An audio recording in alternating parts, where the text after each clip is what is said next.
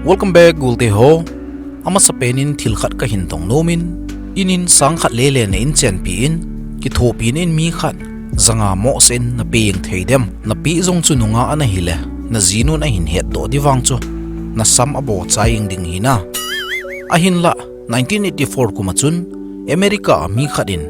Ami het khalo hilkhat. Sangkhat sang ni lele ana hitalo. $2 million kitopinan ana pezingin ahi.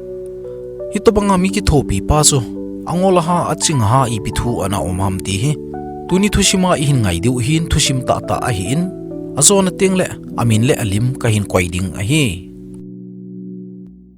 Masanglai 1984 kumvel chu ana hitan. America New York hopia Charlie kiti pasal khan ana ume. Ama hi Sepai ahin aloi pa bot hito. Kivop vop jing ji thona hi. Ama teni gol chai a phara phat jing hin aloi pa thu wang ha ki sei poi. Charlie kiti pa wang hi mi phamong mong jing mi nun nem ta. Pistol ako zong he mi kap na zong aman khalo hi. Mi ama ding teng zong le ami mat ho hin azole nat sa in te tia cho all cha abol thu thoji hi. Rut la them hen lang hoi lai hyong le mi cho el bai ki thopi ding amu zong le ama wang hin apom tho jing ji hi. Chapang zong angaya ngai lut ki chapang hoi tabo aki chep la anop sa ji hi. Ipu Charlie hin ji ana nei tan azino min he Murel hi. Murel hin parlor khat ahongin ama hin azipa sum lo ho zong aman khop zilo hi. Kisim ki sa na a he sum aha pai zo ji hi. Hichilai khopi ma ma chun evon ki tinu zong he ong ki vet sa ki din hi. Ama hi waitress a hin ko a hin a chi tai. Azipa edi hin azino mina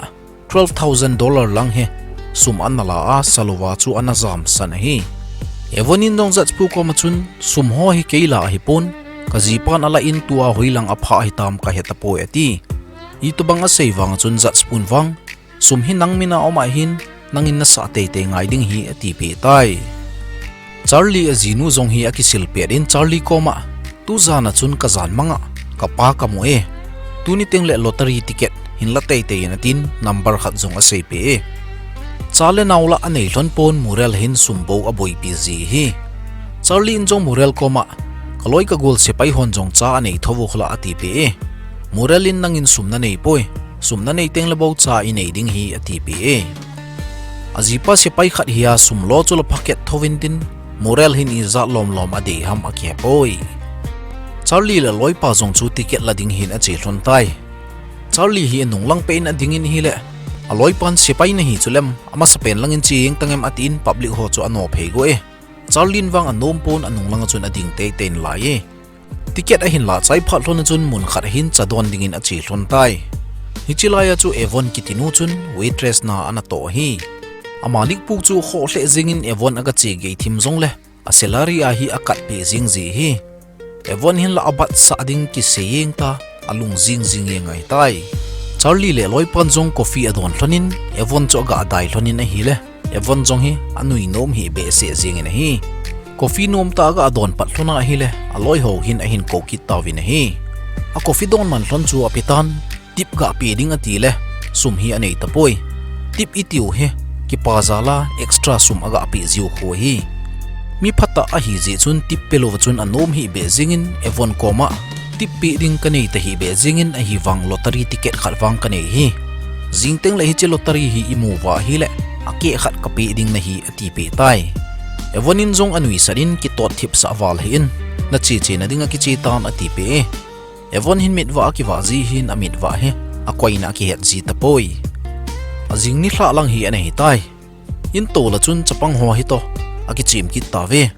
Azinu hin la ko do zingin a strict le zingin Charlie zong he a pho jing ji in hi. TV achun ki sim ding dan ho them avein belun ho su let ding dan them avein Charlie wang hitilang sang chu lunglut lo hil jing hi. Evon zong bat a hawal ji in lungmong in zong a to thei tapo na hi. Zana chun Murel zong hi TV main bo to tan aji chu lottery result chu auding ko na hi tai. Ticket chu aga veda hi le number 26 he Charlie na hin la hi. Murel zong so jing tan ipidinga 26 na hin la ham. 27 ka ti lo ham. 27 ya iki chen hin hello ham ati pe tai. Azipan 26 a hin la je chun alung hang jing tan 27 na lapoi ati ti jing e. Akinil nil hlon lai ta chun number 26 zong chu lottery man hall achun a hin sei tawin hi hibanga nalung hang nu moral zong chu ahung ki chom jing tan agam thlai go abang jing in hi atha chu nom wal jing tan a jipa koma thildang ke ti sei tapoi tu wang i houding hitai bo ati ti jing in hi hichin number 26 chu amani lelen anakila lo hi midang dangin zong anakila kha hi ji chun sum chu hung ki hom diu dan a hitai azinu hin la sum bo a hisap tan ama ho suma he $4 million a hin 1984 kum vela India suma ju iga a hisap a hile krolli le ke alang ana hi thoding hi hiti kum vela krolli le ke alang chu thumai mai wang hilo hitai azinu ke palot lo da thidi di jing ta azipa evet ta la ngui che chot jing hitai azi chu waitress nu ko ma ke khat ka pe ding hi anati chu a hin gel do hi mi phabe se mi ki ta be se a hi je chun Charlie zong hin zo a sei je om lo wa hi azi chu new so a zong hin pi nga lo hi ta je chun sum chula ke khar hi hop te te ngai tai hi chi thu ji nu ko ma ga sei ding chu boi le jing hi tai hi to bang hi nangin ana tu le chun ep na sei dem na ji nu ko ma ole tho na tin helmet na ki huin na sei do chop ding dem Charlie zong u che chu da chun ngui che chu da chun a hin pan ta na hi le a ji nu wang a peng tho jing ta na hi Charlie zong ki munai san loading ka ti a tip to banga ga agela ka se hi eti pe tai azinu la ui mei ki tan pe abang jing ta lung hang che jing Charlie koma nami het khalu hel $2 million tip an pe jing ding hitam ati pe ki ti ngai poi meeting gel hin keding gelin ati pe na hi Charlie zong ki tep na chu ki tep na hi jengin ka sei sa chu kala ki thelo hi ati pe tai moral hi ivet len alim zong hinui zar ma hin a o zong he film na vetting le nui zar ma jing hi ama in zong Charlie ko ma ngui jing tan nei lung sit lo ham ati pe Charlie in ka lung sit nge hi ding ham ati pe tai Charlie in zong aloi pa ko ma evon sum pe ding dan chu itin agelam ati pe aloi pa zong hi a boy le jing tan agel si zong he lo hi evon chu hlem jing tangam sum kana mang tai tin lang ati pe Charlie wang ago hi be jingin ka sei chu ka sei sa hi zo ka sei nom po ati pe tai Charlie zong hi evon te hom na langin a chi ki tai evon zong hi mi phata a hin ama hin mi ata san bai hi chi chun mi tam ta hin evon hi ana hlem ji tawin a hi le restaurants nei pa in zong lung hangin evon salary a kat pi ji na hi Charlie in zong evon hi mi phata a hi ti chu a hen aman zong a ki ho pi tai nang di thil khat ka hin choi pe ati evon in zong i pi thil bep hitam ti aga aveda hi le amit wa chu ki le thlajing a hi zia chu Charlie hin a gel khowala a khaw a hin cho pi hi evon zong tha nom hle jingin hi to banga hi koi machan ana kho sa halo hi Charlie in evon ko ma chun wang sin ki sa hle ham nang hi ati pe evon in zong awang si dan ho chu se pi tan tu jinga zong ka jipa to ka ke hian na dinga he sum anga ya hin hi chi zong ka ki pi theilo hi ati pe evon hin sum angai chat be se jing a hi chu Charlie in zong a he hi chi phar chun evon koma zania kana ki tep na bang chun zania tip ka pe lo chu dabola ka pe ding ham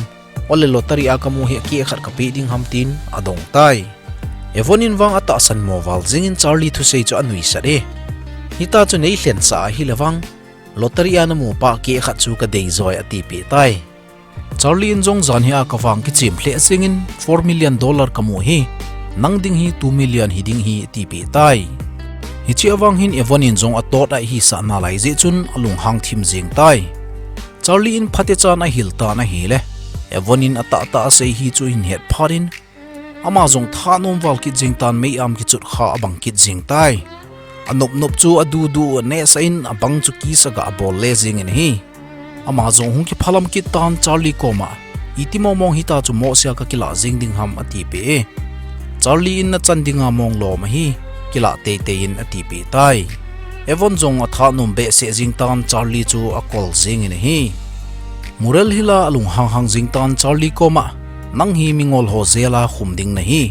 ipidinga hita chu na bol gut tho ham hiti ta gel kho chu a bona ipi ngap jing hi ding ham ati pe Charlie in adon budin evon chu mi phamo mong hi a customer ho zo siong alung sin minun nem ta hi khat ve be ga ve en ati pe tai mi ching ta ma na hi je chun mi ho dan jong a thim hle zinga hi azinu ko ma chun phate chan gelin nang jong mi zo sen na hin pa cha ding hi tip mai maya 2 million lang mi mo se ana pe jing ding chu namin hong ki thangin tin na parlor ho zong min hin zut ding thilzo se advertise na bol the hi ati pe tai hi chilang chu muralin a hin gel phar chun ama zong hi thanom tan hi lottery a na hat ho zo se chu a hin ko khom tawin Charlie le Evon zong hi interview ala ta ve 4 million chu Evon na ki hop pi ta ding ham ati vin a hi le Charlie in zong tip a ka pe hi 2 million ati tai tip mai maya 2 million ki pejing ding chu mi zo se hin adat mo tawin ama holang bo chu camera na hin ngat tai aka line moral zong hi hong ki zeptan mi hin apa cha hle zing in hi moralin zong athil ho advertise boltan beauty parlor ho aphat dan le aman mi alung se dan mi ho sa dan ho chu a seitan hi newspaper le TV ho hin ana sogam tawin Charlie le Evon he amin a thang jing hlon tai aji chu tip mai maya sum hi zat zat mi an ki pe khalo hi moral hin anop sa hle jing tan von man tam tam hoi a ki cho ji tan ama wang hi chip hle jing na lai hi Charlie wang hin khut dogen theyo amole sum a pe te te ji hi Evon in zong sum ho hi a hin mu pa na hi le kidang ta chun aji pa hin kola hin bol dai sum ho na ni chaya Evon mina sum ana kila ho chu ki phalam thova da na hi a hin la Evon in sum amu ki tai ti hi ana het dan hin tin aman zong Evon hi hin ho phatai Evon in wang akal kiti ka hin khwa hung lut ta hin nang ding mun ong ta poi ati pe ni khat he Charlie le loi pa zong thil choding in a chi hlon ta na hi le hi chi dukan sunga chu mi phalo mi ni hi ana oma hi ama zong a khet mo thu sein gu thimin hung do ki tan loi pa koma nang kot khalang ana changin ati pe ama hi dukana sunglanga kon anunglanga kon chuna lut pheitan gu thimin a hin gepin meipuma ga akap jeng thei chu akap de poi tin fish thei ho khat hi akila tan mi phalo khat chu a sepin khat chu a bol lu zinga hi le a hin kap win ada hi kap kha pe mane aloi dang ho zong tawin mi phalo te ni hi anaman tawin hi aloi panjong a dong tani pidinga na kap lo hamatia hi le dukana mi tam ta ma chulem ikisu khila hi le ama ho hin khorik sa hi ti pe enin ki pa mana pe ta na hi le Charlin zong thu sei na nei police na to hi thil thupi ta hin ken zong police ka ngai lu hle zinge lottery kamat lo man chu hi de pon police ten ko aji pa thi hoding in $10,000 donate ka bowling hi ati tai galanga to azinu chula lung han dan chu alung han chula mi pi vet sa nom de pon nui hlem a bol tai hospital akona in lang hi hongkit pharin azinu hin in sung ho he ana khial le jing tan thil tha asu to in hi ama hin in hi zoa district choma cheding ati hitai in lui pa hi azua hi le sum tam ta profit amu theding zia chu azinu hin hi chelang bo chu na hisab ki hi Charlie wang a chi nom hi hle jing in hi le azinun jong hi chelaya jing ding chapang ho to ki chep jing ding na ti ham ati pe konglin ta chung khat hin mi hau hoin party amano hi chelai mu na chun murelin jong Charlie hi apui ki tai Charlie wang hi a hi na to ki tu lo jing hin ama hin a got lo jing hi chelai mu na chun mi hau sata gross ki tipa hi ano me gross hi business ball mi an ki sei a hin sum thu avei pung ding dan tam ta hin sei po a hi la murel hin a heman pon gross hi a kyo pi pai jing in hi chelai ko nga chu Evon jong hi party mang dinga a ko hi Evon jong hi hongklun to ki to charin Charlie in jong aga pui go gari bara pi le ka wa chun kong hi an ki pat do tan Charlie le Evon in jong adel gol thona hi le adel pha thon lo ding a hetai Evon jong ki phalam hle jing in Charlie koma na jinun na hol mo lo ding ham ati pe Charlie na sei pin ka jinu he chelang sang chu boi pi lo jing ding hi aji chu sum le pai bo a he in aki ho lim pi ding atama tam jing hi ati pe ati bang ta chun azinu he gross ki tipa hi to ana ki vop hlon tan zu ho zong ana don khom hlon tan he amani zong hi na ki ho lim pe hlonin Evon in zong Charlie koma ipidinga ka restaurant sa nu khalo hamati pe Charlie in gala konin ka hin ve in boy valente tia chu ka hung lo hi ati pe tai Evon hi restaurant sa na pan na chu ama hin ana ki cho hi tan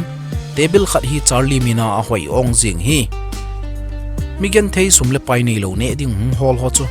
Evon hin free a anani sa ji hi Charlie ko ma chu nang bol ken jong ka bol go hi ati pe tai Charlie le Evon alungel hlon hi ki to hle jing hlonin a kyolim le anop sa hlon jing hi Charlie in jong hi to bang chu bol kho ngai poi ke khialin mi dang jong le hi to bang chu nang ki thopi thovin ate ati pe tai Evon in wang na nop sei ki hin nangin thil nei bol pi bang hi ka hin kho in koi macha nei bol pi tapon te ati pe e azinei dan ho hlon ki sei to hlon tan evonin jong kum thumlang ka jipa to ki cheng hlonin ei da hla hitai ati pe e Charlie na sei kidin ke jong kum som lang ka ki cheng hlon tan ka jinu he to ep bep ka chan hlon hitam tulang awang ka ki honom hlon ta poi aman jong channel chom ane in ken jong channel chom kane ati pe tai azinu jong hi ong ki vet sa ji in mi hau ho to an ki vop cho anop sa hle zengin u keng lam hin lam jing win hi aum na hlona ma chun ki chen na program anom ji chun evon le Charlie jong he alam hlon ta na hi aki holim hlona aki vop khom hlona a sei zo se hlon chu ki to chet jengin amani hin kho he anaki su to ding da na hi azinga yong chun anaki mu to ki hlonin aki vop khom ki hlone